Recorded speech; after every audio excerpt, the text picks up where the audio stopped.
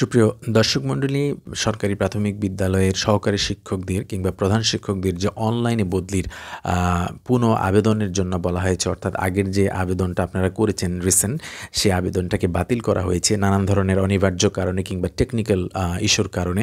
So আবার যখন আবেদনের সময় দিয়েছে, অলরেডি 2 দিন পার হয়ে গেছে, আগামী 29 তারিখ রাত 12টা পর্যন্ত আপনি কিন্তু আবেদনের সুযোগ পাবেন।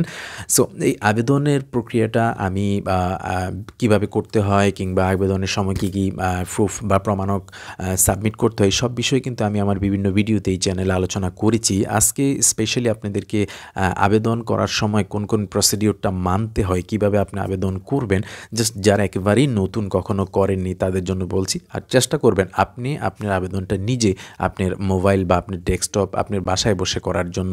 আপনি যদি অন্য কারো সহযোগিতা নিয়ে বাইরের কোনো দোকান থেকে করেন, সেক্ষেত্রে কোনো মিস্টেক হলে কিন্তু আপনি সেটা পরবর্তীতে আপনাকে হ্যাসেল পোহাতে হবে।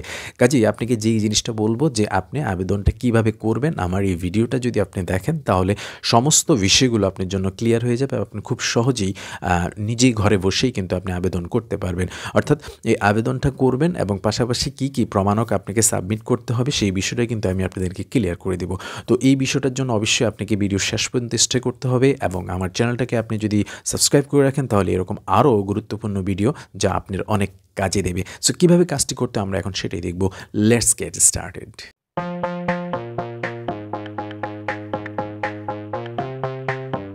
বন্ধুরা, ফার্স্ট অফ অল আপনি আপনার মোবাইলে থাকা যে গুগল ক্রোম ব্রাউজারটি রয়েছে সেটিকে ওপেন করে নেবেন।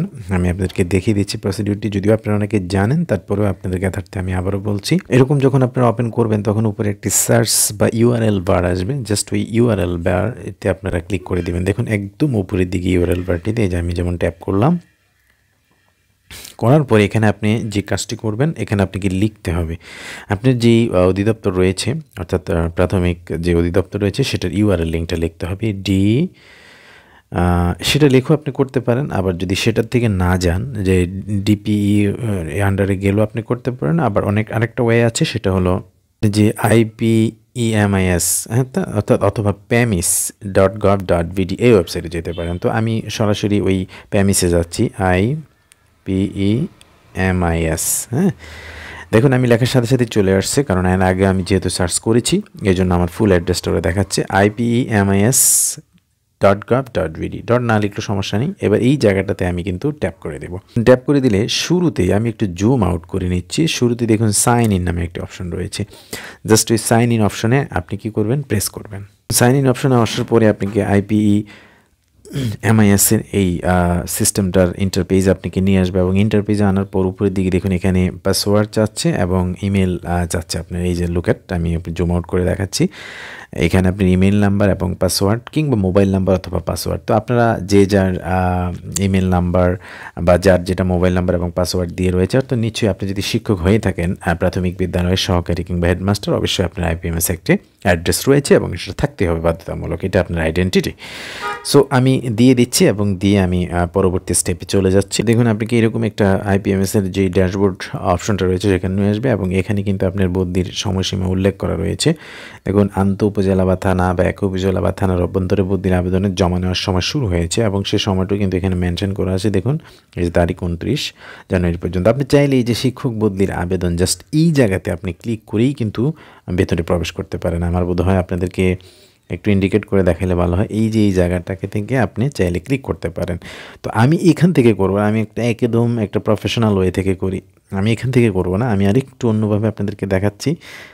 এটা থেকে করলেও কোনো প্রবলেম নেই। উপরের দিকে দেখুন একটি 3 বার মেনু রয়েছে। জাস্ট এই যদি আপনি 3 বার মেনুটাতে চলে যান, আমি যদি আপনাদেরকে দেখায় দেই, যে এখানে 3 বার মেনু রয়েছে, জাস্ট এটাতে প্রেস করবেন। এটাতে প্রেস করলে দেখুন এখানে আছে কি আছে, এখানে কয়েকটা অপশন রয়েছে। দেখুন প্রথমেই যে এটা আছে আমাদের আবেদন সমূহ, এখানে না গিয়ে আপনি যাবেন এই যে বদলির আবেদন, জাস্ট এই জায়গায় আপনি ক্লিক করবেন। হ্যাঁ, বদলির জায়গায় যখন আপনি আবেদন করবেন তখন আপনাকে কিন্তু বদলির যেই পেজটি রয়েছে সেখানে কিন্তু আপনাকে কনভার্ট করে নিয়ে যাবে।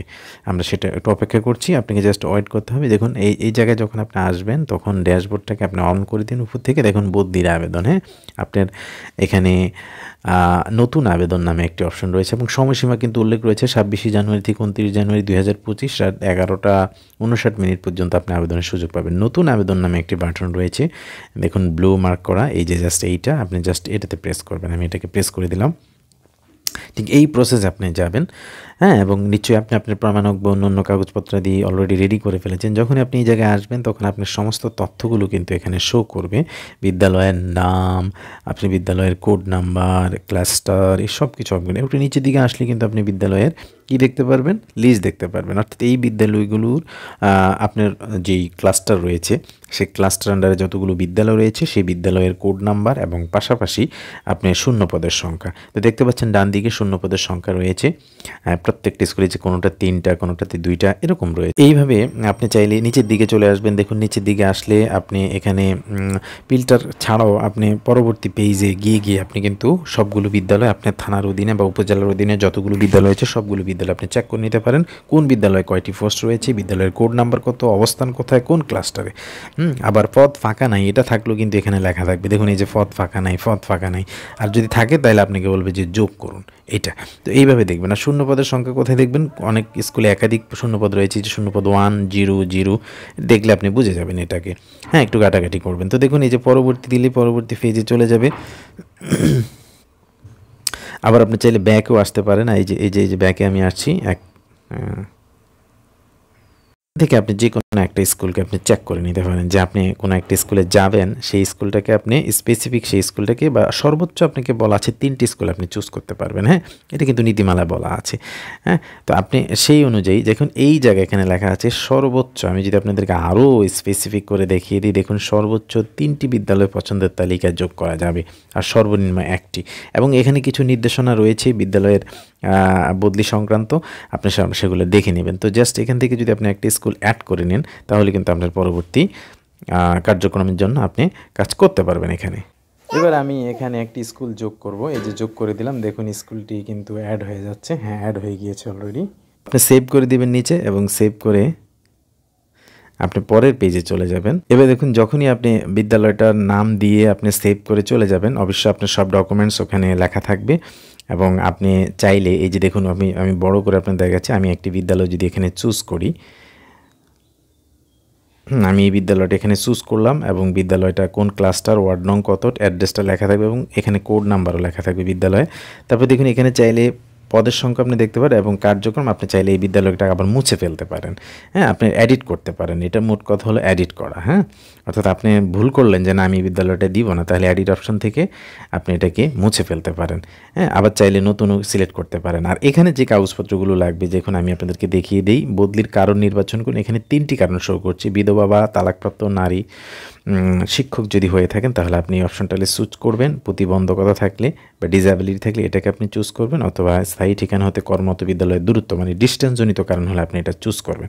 তো জাস্ট আমি একটু জুম ইন করে দেখাই যে নির্বাচন করুন। হ্যাঁ, ধরুন আপনি দূরত্বজনিত কারণে আপনি বদলি হতে চাচ্ছেন, আপনি যে কর্মস্থল রয়েছে সেটা থেকে আপনার বাসার দূরত্ব বেশি, আপনি আরও কাছের স্কুলে আসতে পারতেছেন, তখন এই দূরত্বজনিত এটাকে একটু ডান দিকে স্ক্রল করলে আপনি নির্বাচন করুন এই অপশনে চলে যেতে পারবেন। এবং নির্বাচন করুন বললেই এখানে আপনার জন্য একটা বক্স ওপেন হয়ে যাবে। দেখুন এই সংযুক্তি করতে বলা হয়েছে, মানে অ্যাটাচমেন্টের দরকার। তো ফাইলের ধরন যেমন আপনি কী ফাইল দিচ্ছেন, দূরত্ব কী দিচ্ছেন, দূরত্ব। এই যে দেখুন দূরত্ব এখানে রয়েছে, আপনি ক্লিক করলেই এই যে এখানে ক্লিক করলে সেটা অ্যাক্টিভ হবে না, কারণ এটা আপনাকে ফিক্সড করে দেওয়া আছে। এবং সংযুক্তি দূরত্ব নির্বাচন করুন। আপনি যদি ড্রপ ডাউন এই তথ্যটি অবশ্যই দিতে হবে, আপনি দূরত্ব কত কিলোমিটার। দেখুন এখানে সব দেখাচ্ছে 0 থেকে 3 কিলোমিটার শুরু করে এখানে সর্বোচ্চ 30 কিলোমিটার প্লাস রয়েছে। অর্থাৎ আপনি যেটা দূরত্বজনিত সমস্যা সেই দূরত্বটা এখানে উল্লেখ করবেন। এবং এইভাবে আপনি যদি প্রমাণক চায় তাহলে দিবেন, আর যদি প্রমাণক এসেনশিয়াল না হয় তাহলে কি সেটা দরকার নেই। আর বাতিল করতে চাইলে এই যেখানে ক্লিক করে বাতিল করে দিবেন। তাহলে নির্বাচন করুন আর বাতিল করুন। এভাবে আপনি করে আপনি ড্রাফট করে রাখতে পারেন। সরাসরি যদি আপনি আবেদন না করে আপনি এটাকে ড্রাফট করে রাখেন তাহলে কিন্তু ভালো হয়। হ্যাঁ, তো এই ড্রাফট করে রাখলে হবে কি আপনি পরবর্তীতে সংশোধন করতে চাইলে করতে পারবেন। তো এই নিচের দিকে কিন্তু ড্রাফট অপশন রয়েছে। লুক অ্যাট, আমি আপনাদেরকে আরও একটু স্পেসিফিক করে এই যে নিচের দিকে ড্রাফট অপশন রয়েছে। আর সেভ করলে আপনাকে এই তথ্যগুলো সেভ হয়ে আপনাকে সামনের পেজে নিয়ে যাবে। তো এইভাবে আপনি কাজগুলো করলেই তারপর আপনি সাবমিট করে দিতে পারবেন। আর কিছু নেই, আপনাকে সব কিছু এখানে ভিজুয়াল আছে, আপনাকে দেখিয়ে দিবে, আপনি বুঝে যাবেন সেটা। আমার আর সেটা আশা করি বলার দরকার নেই। আর পূর্ববর্তী পৃষ্ঠায় ফিরতে চাইলে এই যে এখানে আবার পূর্ববর্তী পৃষ্ঠা রয়েছে, আপনি দেখুন এই পূর্ববর্তী পৃষ্ঠায় আপনি চলে যেতে পারবেন ক্লিক করে।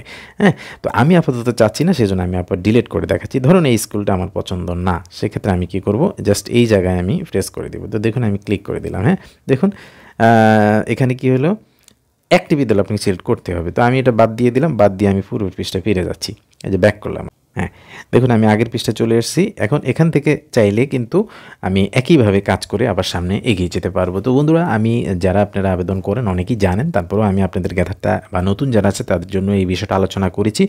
সঠিক পদ্ধতিতে আপনারা বদলির জন্য আবেদন করতে পারবেন। আপনাদের কোনো জিজ্ঞাসা থাকলে অবশ্যই কমেন্ট বক্সে আলোচনা করবেন আমার সাথে, এবং কথা হবে আগামী ভিডিওতে অন্য কোনো গুরুত্বপূর্ণ বিষয় নিয়ে। সে পর্যন্ত সবাই ভালো থাকবেন। আল্লাহ হাফেজ।